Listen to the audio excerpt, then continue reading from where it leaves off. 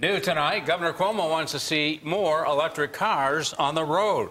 Hundreds of charging stations are now being installed across the state. It's part of an effort to reduce greenhouse gas emissions by 40% in the next 13 years. News 4's Callan Gray shows us this vision for the future and its link to Buffalo's past. Callan? Jackie, Don, over the past few years, electric vehicles have been gaining popularity in the Queen City again.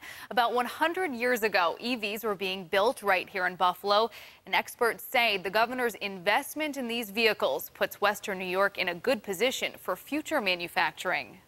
A growing number of electric vehicles are on the roads in Western New York, and it's not hard to find a charging station in use. It's kind of a no-brainer. Electric vehicle owner Chris Miller says charging it at his home only costs about $25 to $30 a month versus the $150 a month he was paying in gas.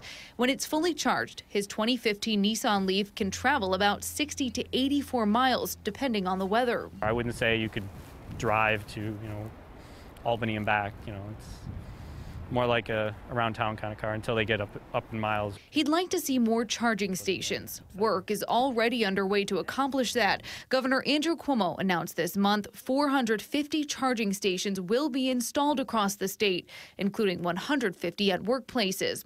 It will cost $4.8 million through 3 contractors, EV Connect, Energetics, and CalStart.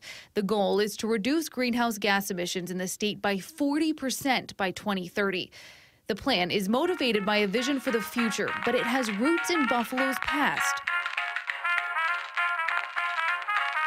In 1902, Buffalo Electric was manufacturing electric vehicles. There's a great picture we have up there of women driving Buffalo Electrics in front of the Albright Knox Art Gallery.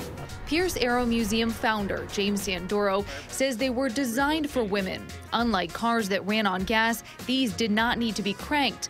The vehicles gave women freedom at a time they didn't even have the right to vote. They were able to drive the electrics easily. They didn't have to call the chauffeur. They didn't need any help. They just turned a key and drove.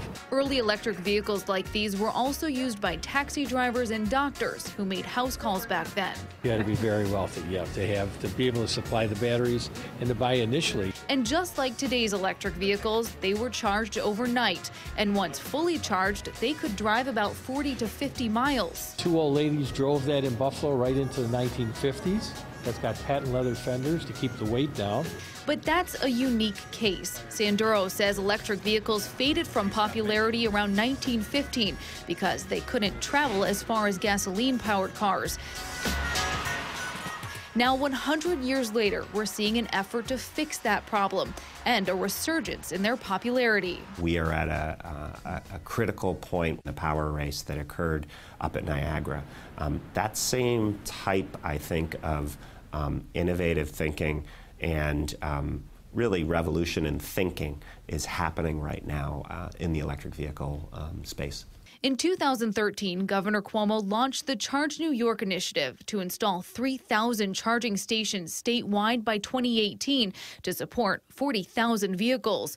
His announcement this month builds on that. We asked McPherson if the governor's investment in electric vehicles could encourage manufacturing companies to build them in Buffalo once again. I think we are certainly strategically positioned here in Buffalo with the investments that the state has made in Solar City and Tesla, and I think that puts us in a good place. He says solar panel production and powering these cars will go hand in hand.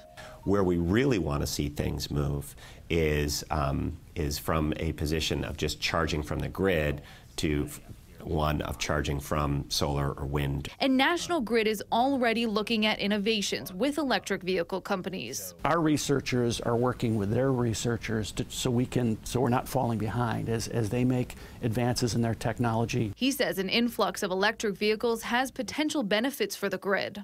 The belief will be that most people will charge their cars in late afternoon and evening and then overnight.